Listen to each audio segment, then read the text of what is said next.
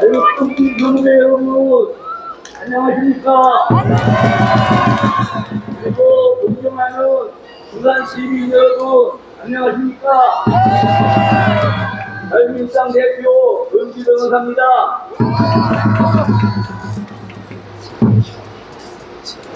여러분, 어제 윤석열 대통령이 석방되셨죠? 여러분들께 진심으로 감사를 드리고 또 축하를 드립니다. 왜 여러분들께 감사를 드리느냐? 윤석열 대통령이 도저 석방된 게 아니지 않습니까? 여러분을 포함해서 전국의 자유우파 애국 국민들이 그동안에 열심히 투쟁해준 결과 아니겠습니까? 법원에서 구속기소 결정을 했음에도 불구하고 검찰에서는 그걸 즉시 항고를 한다고 또 풀어주지 않고 그랬는데, 원래 일주일을 볼 수 있었는데 하루 만에 그나마 풀어준 것이 전부 여러분들의 덕분입니다. 그러니까 검찰총장이 겁먹어가지고 특별수사본부에서 풀어주는 걸 거절하고 있으니까 검찰총장이 성명을 발표했습니다. 나는 풀어주라고 그러는데 특별수사본부에서 안 풀어줘서 부정인 거다. 나는 잘못 없다 그러는데 이게 지금 맞습니까?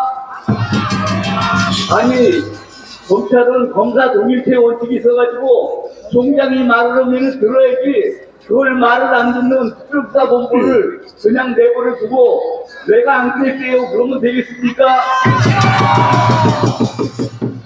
여러분, 어제 이제 윤석열 대통령은 석방이 됐으니까 이제 남은 건 뭡니까? 탄핵 각하죠? 탄핵 각하, 저희가 구정 전에 내란죄 빠진 탄핵 재판은 각하뿐이다.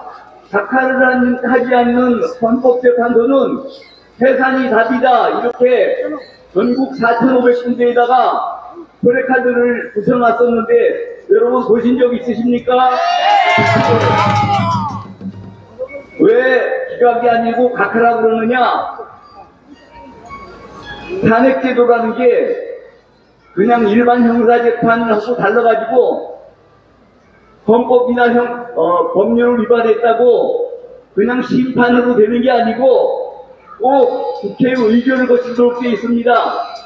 다시 말해서 탄핵을 하려고 그러면은 국회의결이라는 정치적 결단, 그리고 헌법재판소의 심판이라는 사법심사 두 가지를 똑같이 거치게 되어 있습니다.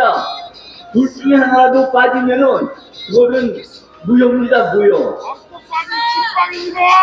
그런데 더불어당이 국회에서는 윤석열 대통령이 내란죄를 저질렀다고 그렇게 겁주고 또 그거를 탄핵에 동의를 안 하면은 탄핵 공범이다. 아니 그 내란 공범이다. 이래가지고 겁줘가지고 국힘당의 일부가 반란을 일으켜서 탄핵이 된 거 아닙니까? 그러면 헌법재판소에서는 내란죄가 되느냐 아니느냐를 따져야 되는 거 아니겠습니까? 그런데 갑자기 헌법재판소에 가서는 내란죄는 빼겠다고 합니다. 그러면은 국회의결을 본 내용하고 헌법재판소의 심판 대상하고 둘이 내용이 달라진 거 아닙니까? 그래서 애국진영에서 이거는 각하해야 된다, 이거는 재판을 진행하면 안 된다 라고 주장을 했는데, 감사합니다. 그런데 그거를 묵살하고 계속 재판을 진행을 했습니다. 그리고 뭐라고 그러냐면은 박근혜 대통령 때도 뇌물죄를 국회에서 통과할 때는 뇌물죄가 있었는데 헌법재판할 때는 뇌물죄를 깨지 않았느냐? 박근혜 대통령 때도 그대로 했는데 뭔 상관이냐? 그렇지만 우리가 박근혜 대통령 때는 이런 탄핵 절차를 처음 겪었기 때문에 박근혜 대통령이 죄도 없는데 뇌물죄를 뒤집어 씌워가지고 국회에서 내란죄 탄핵 의결을 했으니 그나마 헌법재판소에서 재판을 받을 때는 뇌물죄가 빠지면은 박근혜 대통령이 남는 게 아무것도 없지 않느냐, 그러면은 저절로 기각되지 않겠느냐 해가지고 그냥 재판을 받았는데 탄핵 심판 결과는 어땠습니까? 나중에 박근혜 대통령이 압수수색을 불허했다고 그래가지고 헌법도 의지가 없다고 그래가지고 탄핵시키지 않았습니까? 그런데 너희들 박근혜 대통령 때 한 번 속았으니까 이번 또 속으라 그러면은 우리가 속겠습니까? 그래서 저희는 탄핵 각하가 아니면은 헌법재판소를 해산시키는 수밖에 없다라고 주장을 해왔었습니다. 그런데 저희들이 법위정도로 아무리 따진다고 헌법재판소가 눈이나 하나 깜짝합니까? 그동안에 작년 12월 이후에 벌써 지금 순상월입니다. 그동안에 몸통설안에 눈이 오나 비가 오나 우리 애국 세력들이 광장에 나가서 탄핵 무효 그리고 윤석열 대통령 석방을 얼마나 외쳐냈습니까? 그러니까 아까 말씀드린 것처럼 법원에서도 구속기소 결정이 나오고 검찰에서도 때를 쓰려고 그러다가 여러분들 보기 무서우니까 하루 만에 계속 풀어주고 또 법원 검찰만 그러는 게 아니로 헌법재판소도 분위기가 완전히 바뀌었다고 합니다. 그동안에는 8대0으로 인용된다고 그랬는데 지금은 4대4로 각하될 거라고 그럽니다. 4대4는 아니더라도 적어도 5대3으로 각하되는 것은 거의 분명하다고 합니다.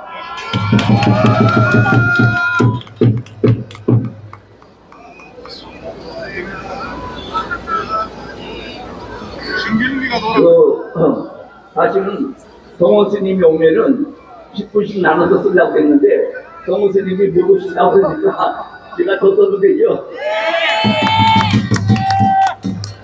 우리가 지금 윤석열 대통령 탄핵을 막아야 되는 이유는 아까도 말씀드린 것처럼 윤석열 대통령이 내란죄를 저지른 적도 없고 그리고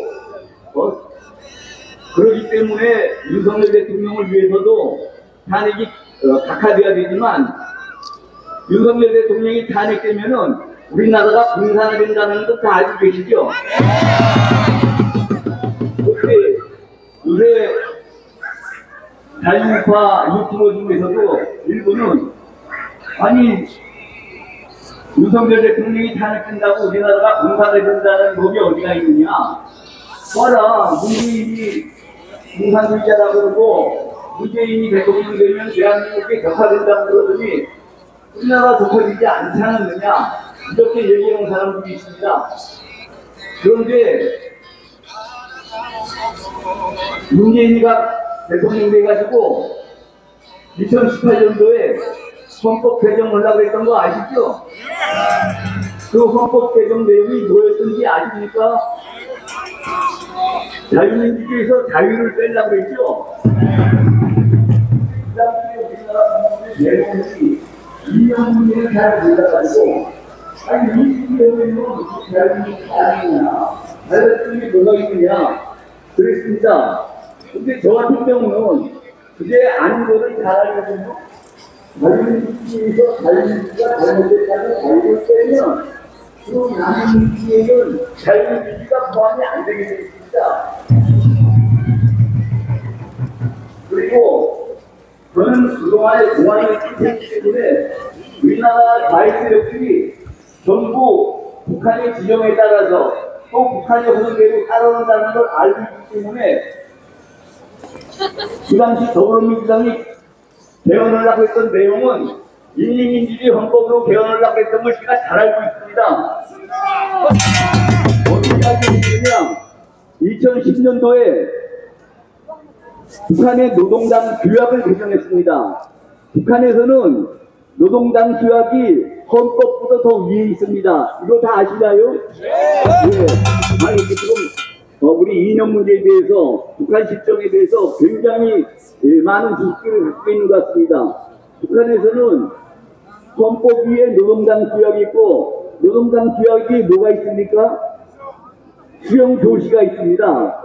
그러니까 지금 우리나라 이게 법 체제하고는 전혀 다른데, 2010년도에 노동당 규약을 개정하면서 그동안의 대남 독화혁명 전략 이름이 민족해방 인민민주주의 혁명 전략이었는데, 그 이름을 민족해방 민주주의 혁명 전략으로 인민을 빼버렸어요.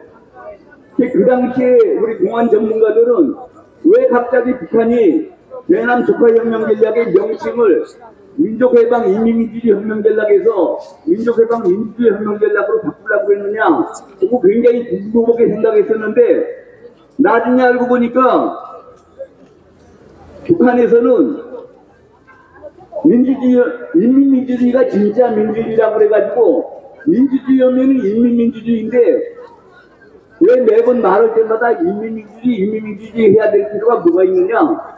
그냥 민주주의로 하면은 그게 바로 인민민주주의다. 그러니까 민족해방 민주주의 혁명이라고 명칭을 바꾸면은 그게 바로 종전부터 하던 민족해방 인민민주주의 혁명 전략이다. 이렇게 됐던 겁니다.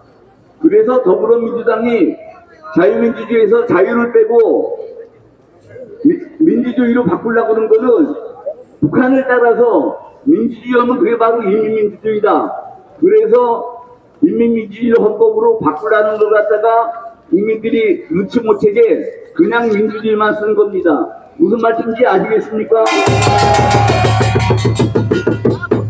그래서 그 내용을 아는 사람들이 결사적으로 그거를 홍보하고 온몸으로 막아서 2018년도에 헌법 개정을 막았습니다. 그런데 헌법 개정을 막으면은 더불어민주당이 우리나라를 공산하려고 그러는 책동을 그만뒀겠습니까? 아닙니다. 아니죠. 네. 구체적으로 어떻게 우리나라를 공산화하려고 했는지 기억하십니까? 쉬운 거 몇 개만 말씀을 드리겠습니다. 우리나라 국사교과서에서 헌법 개정은 인민민주주의로 바꾸지 못했는데 국사교과서에서 자유민주주의라는 말을 못 쓰게 했습니다. 그 내용을 아십니까? 우리나라 고등학교 국사교과서에서 자유민주주의라는 말을 못 쓰고 그냥 전부 민주주의로 바꿨습니다. 그것뿐이 아닙니다. 윤리와 사상이라는 고3 교과서에 국민주권이라는 말을 못 쓰게 하고 인민주권이라고 하기로 했습니다.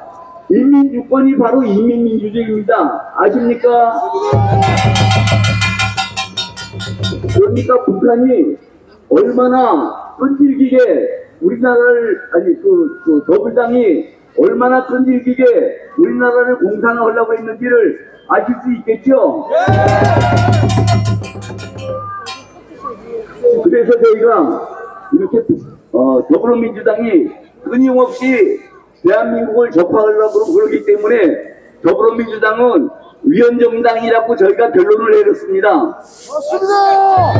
작년 1월 3일에 저희 자유민주당에서 법무부에 더불어민주당에 대해서 위헌정당 해산 심판 청원을 했습니다. 아십니까? 예. 왜 법무부에다가 청원을 하느냐? 헌법재판소에 직접 오지 않고 일반 국민은, 일반 사회단체나 정당은 국민 헌법재판소에 위헌정당 해산 심판 청구를 할 수가 없습니다. 정부만이 할 수 있습니다. 그래서 정부의 법률상 대표자인 법무부가 그걸 하도록 되어 있습니다. 그래서 저희가 법무부에다가 청원을 한 겁니다. 직접 청구를 못하고. 됐나요? 마무리까지.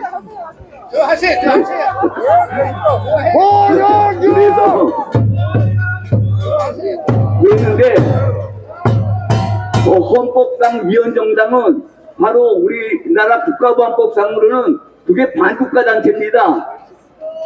그런데 저희가 더불어민주당을 위원정당이라 부르고 반국가 단체라고 할 때 아무도 그거를 믿어주려고 하지 않았습니다. 우리나라 제1당이 어떻게 위원정당이고 반국가 단체냐 그랬는데 다행스럽게 우리 윤석열 대통령은 그거를 인정을 했습니다. 그래서 더불어민주당을 반국가 세력이라고 보고 그래서 경찰 가지고는 감당이 안 되기 때문에 계엄령을 선포했던 겁니다. 그래서 계엄령을 선포했으면은 군인이 들어가는 건 당연하고 왜 부직이 왜 국회의사당에 들어갔느냐? 아니 더불어민주당이 반국가 세력이고 이고 걔네들이 국회를 장악하고 있는데 국회에 안 들어갈 방법이 있습니까?